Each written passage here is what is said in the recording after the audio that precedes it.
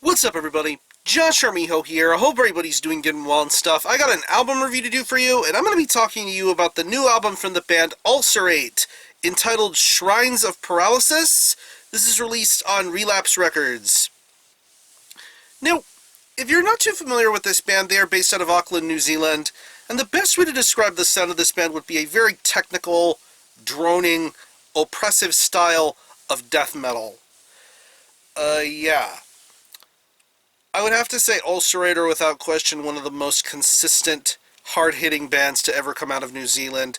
Their style of death metal is very distinctive and unique, and throughout the course of this band's full-length discography, they've really come along with age and just deliver some very devastating music.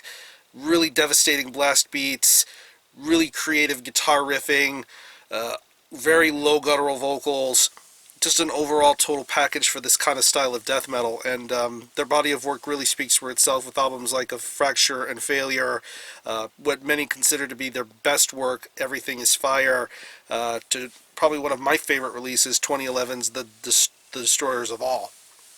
Seriously incredible stuff. The last time we had heard something from this band was back in 2013 with their album Vermis. They had pretty much continued forward with the style they were bringing on the Destroyers of All and moved things along forward. And I was very curious to hear what was going to become next from the band Ulcerate, and now here we are with their fifth full-length entitled Shrines of Paralysis. It's 8 tracks, and it clocks it at around 57 minutes in length, so pretty much as is the standard case for an Ulcerate record, this is really something you really need to fully encapsulate yourself in.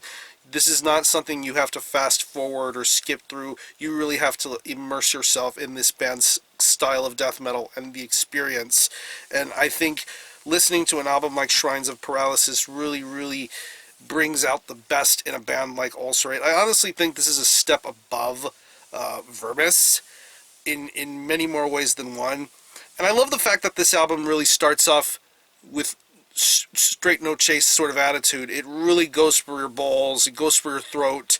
The track Abrogation, it's just seriously intense from the get-go, and then for the next 8 tracks down, you're just really zigzagged into this band's sort of technical sort of madness.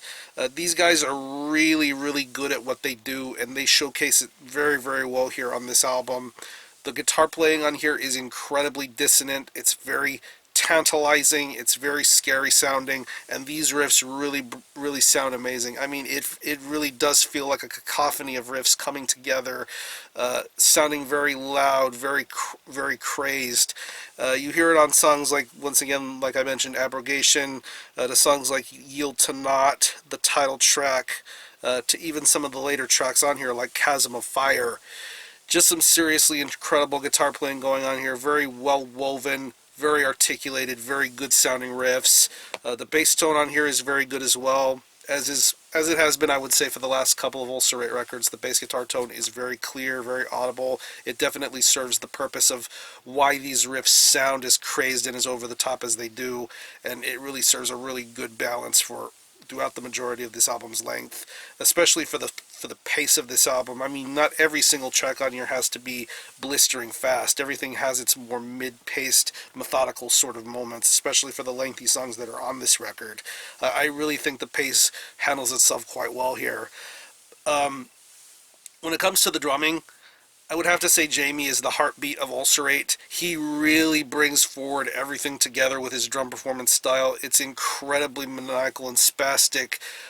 You can definitely recognize that this is an Ulcerate drum performance when you listen to how he handles the drums, the fills, the blast beats, the cymbal accents, the snare sound.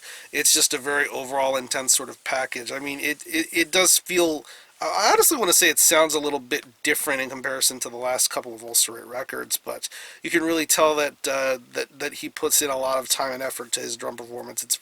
It almost feels complicated at times to listen to some of these sort of drum passages, but I think he pulls it off here for the majority of this record, especially, once again, for the lengthier songs on this album. I mean, the title track, probably the longest song on here, at about 9.5 minutes, going back to Chasm of Fire to even end the Hope. Just some seriously incredible drum work going on those tracks.